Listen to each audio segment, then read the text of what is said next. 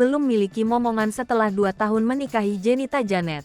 Danu Sofwan, nggak mau berekspektasi. Suami Jenita Janet, Danu Sofwan tak ingin berekspektasi lebih terkait momongan. Diketahui, pasangan Danu Sofwan dan Jenita Janet telah menikah pada tanggal 11 November tahun 2020 lalu.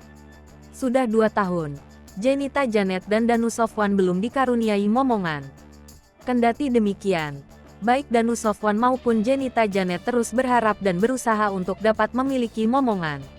Dikutip dari YouTube Indosiar Rabu tanggal 31 Agustus tahun 2022, Danu Sofwan mengaku tak ingin berekspektasi lebih lantaran tak mau kecewa.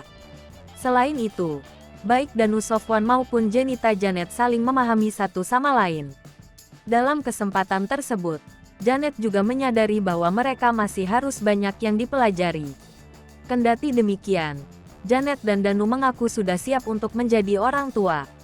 Sembari menunggu waktu, Janet ingin mempersiapkan diri dan masih membutuhkan bimbingan dari Danu untuk menjadi istri.